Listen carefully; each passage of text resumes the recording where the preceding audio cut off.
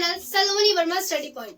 मैं सलोनी वर्मा आप सभी के लिए दोबारा से आ गई हूँ एक नई वीडियो के साथ, और मैं आपको अगली वीडियो में इंपॉर्टेंट क्वेश्चन आंसर्स कराऊंगी जो कि आपके पेपर में पक्का आएंगे ही आएंगे। तो देखते हैं हम आज क्या करने वाले हैं।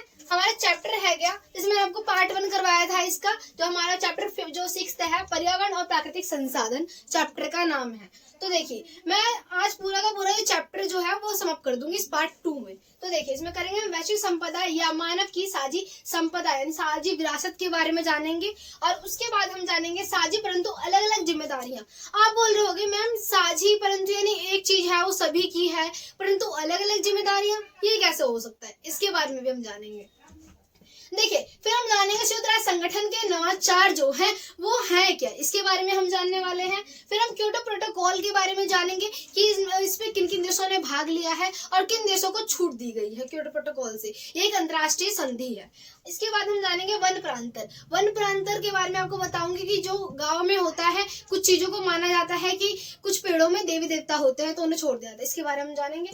फिर हम जानेंगे पर्यावरण के मसले पर भारत का पक्ष, यानी भारत जो है पर्यावरण के मसले पर किस प्रकार के भारत का क्या पक्ष है कि जो विकसित देश है उन्हें छूट दे या ना दे, या विकासशील देश को दे या नहीं, इन दोनों के बीच में उस पक्ष को जानेंगे कि भारत का क्या पक्ष है।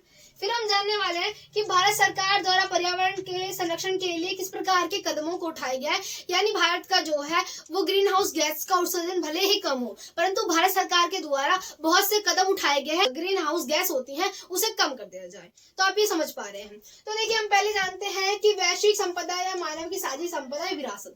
तो देखिए, इसमें क्या होता है, आपको पहले मैंने साझी संपदा के बारे में बताया था। वो संपदा जो कि किसी एक व्यक्ति की नहीं पूरे समुदाय की होती है, और उस पे से क्या आपको बताया था मैंने, संयुक्त परिवार का चूल्हा हो गया, मैदान हो गए, ये सब चीजें जो है, चारगाह हो गई, तो ये सब क्या है, ये है हमारी साझी संपदा। अब इस बात करें वैश्विक संपदा, ये तो मान लो देश के बीच में, अब ये वैश्विक पूरे के पूरे देशों के बीच में जो है वैश्विक संपदा है। अब देखिए, इसमें है वैश्विक संपदा जो है मानव की जो विरासत के रूप में बताया गया है। अब देखिए, इसमें क्या होता है कि सभी देशों के लिए सभी देश जो है उसका उपयोग कर सकते हैं। ऐसे कि मान लीजिए समुद्र का पानी है, या फिर आपको बताऊं मैं वायुमंडल के बारे में, वायुमंडल का सभी देश जो है वो बराबर रूप से इसका उपयोग करते हैं। इसी प्रकार से अंतरिक्ष है, इसका भी सभी देश उपयोग करते हैं, है ना। अंतरिक्ष में जाते हैं, नई नई खोजें करते हैं, खनिज लवणों को फाउंड करते हैं वहां पे कि किस किस प्रकार के जो है गैस या फिर वहां पे किस प्रकार के संसाधन जो है वहां पे वर्तमान में अभी स्थित है, इन सब चीजों की जाके जांच की जाती है। तो सभी देश जाते हैं।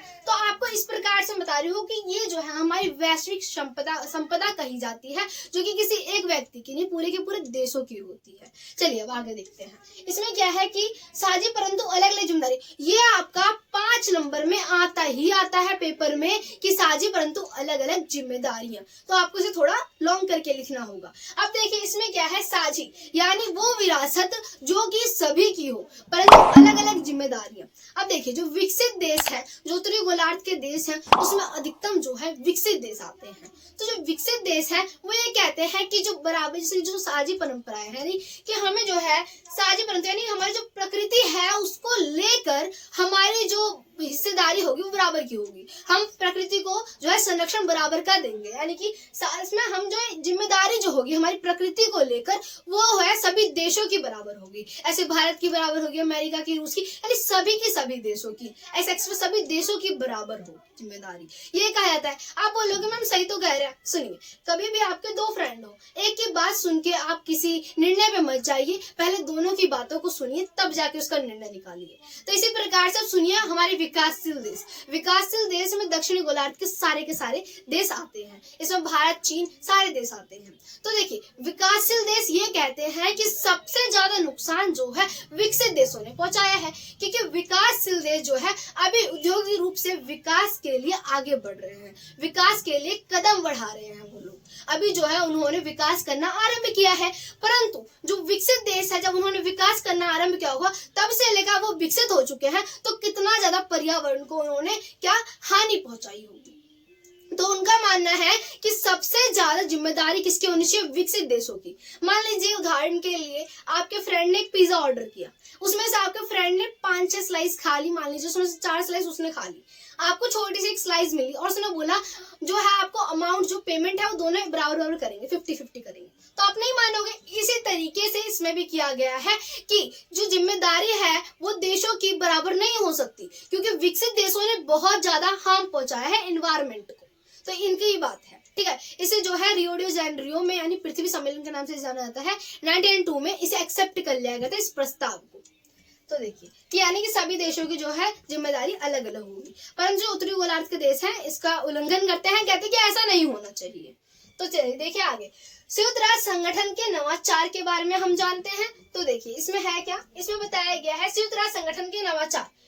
UNFCCC 1992 में United nation framework commission on climate change, ये देखिए आपको एक नंबर में आ सकता है। UNFCCC है क्या, इसकी फुल फॉर्म क्या होती है, एक नंबर में आ सकता है आपका, ठीक है। इसमें जलवायु के परिवर्तन से संबंधित संयुक्त राष्ट्र संगठन के नवाचार UNFCCC 1992 में कहा गया था कि इस संधि को स्वीकार करने वाले देश अपनी क्षमता के अनुसार पर्यावरण के जो श्रम यानी कि जो पर्यावरण का ज्यादातर जो हास हुआ है उसमें अपनी हिस्सेदारी के आधार पर साझी परंतु अलग अलग जिम्मेदारियों के आधार पर जो साझी विरासत अलग अलग जिम्मेदारियां निभाते हुए पर्यावरण की सुरक्षा का प्रयास करेंगे।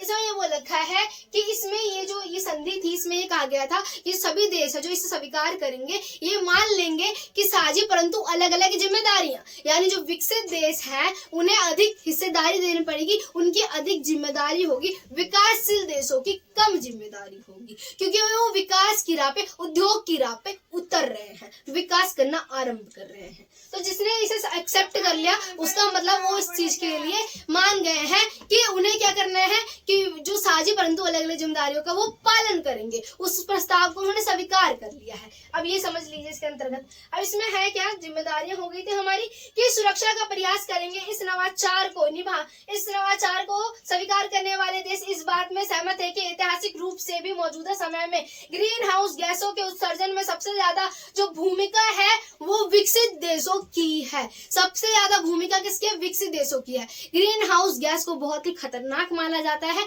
जिससे कि ओजोन परत में हमारे छेद होता है। समझ आया आपको, ये मान लीजिए। तो इसमें ये कहते हैं ग्रीन हाउस गैस जो है हमारे ओजोन परत के लिए बहुत ज्यादा ही खतरनाक होती है। कार्बन डाइऑक्साइड, क्लोरोफ्लोरोकार्बन, ये सारी गैसें जो है एनवायरमेंट के लिए हमारे ओजोन परत के लिए बहुत ही हानि पहुंचाती हैं, ठीक है, खतरनाक होती है, हार्मफुल होती है।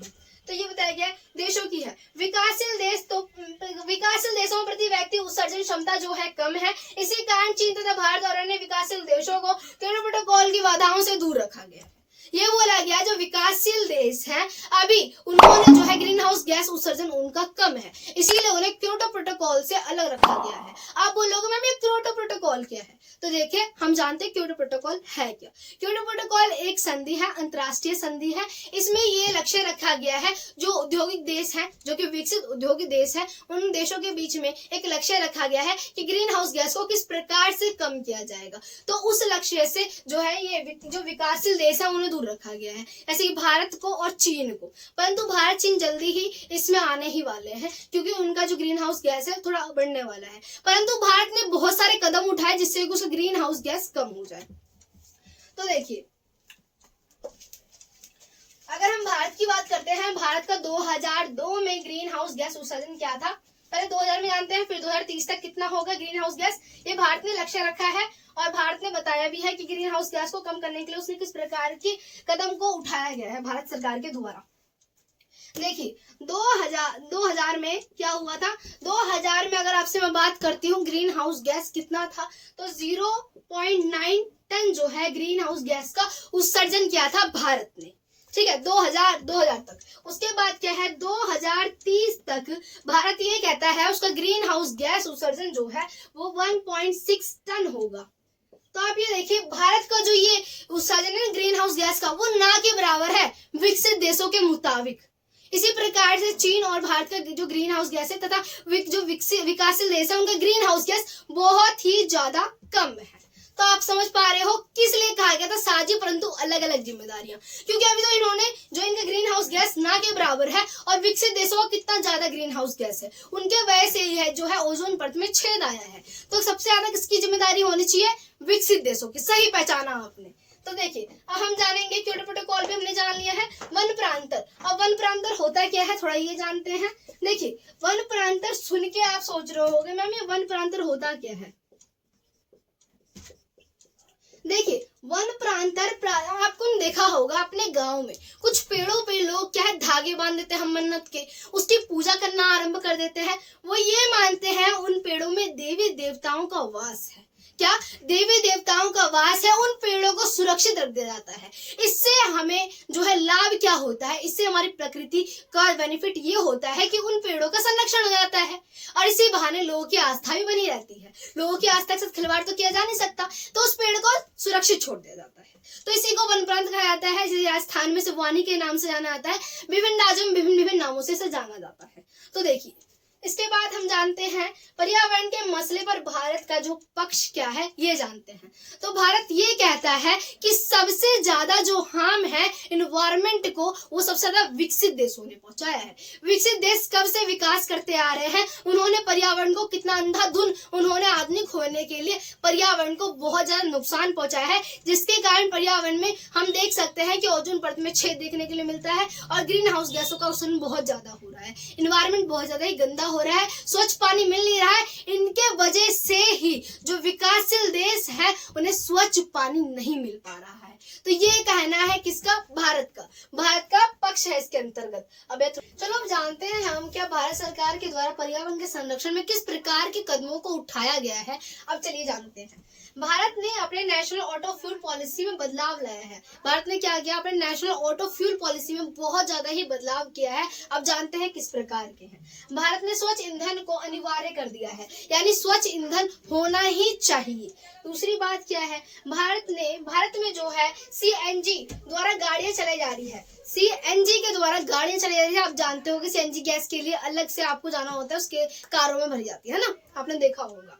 इसी प्रकार से 2002 में जो है ऊर्जा संरक्षण अधिनियम पारित किया गया था और 2003 में जो है बिजली अधिनियम संरक्षण जो है पारित किया गया था। इसी प्रकार से स्वच्छ कोयले के उपयोग को बढ़ावा दिया गया है, यानी स्वच्छ कोयले के उपयोग को क्या किया गया, बढ़ावा दिया गया है। इसी प्रकार से आप जानेंगे बायोडीजल के उपयोग को मंजूरी मिल गई है। अब गाड़ियां जो है बायोडीजल के द्वारा ही चलाई जाएंगी, इसमें मंजूरी चल रही है, कुछ चलाई भी जा रही है और इस पे अभी काम और चल रहा है। तो आप ये जान सकते हैं इलेक्ट्रॉनिक वाहन जो होते हैं उनकी मंजूरी है कि इलेक्ट्रॉनिक वाहन चलाए जाएंगे, जिससे ग्रीन हाउस गैसों का उत्सर्जन कम होगा और ओजोन परत को किसी प्रकार की हानि नहीं होगी। आप देख रहे हैं कि भारत का ग्रीन हाउस गैस कितना ज्यादा कम है, परंतु भारत सरकार बहुत से कदम उठा रही है कि वो भी ना हो, ग्रीन हाउस गैस का उत्सर्जन बहुत ही कम हो। अपनी तरफ से इतने ज्यादा कदम उठाए गए हैं। इसी प्रकार से रसोई गैस को जो है, जो रसोई गैस होती है, जो हमारे सिलेंडर में रसोई वाली गैस होती है, उसे प्रोत्साहन दिया गया है, उसे बढ़ावा दिया गया है।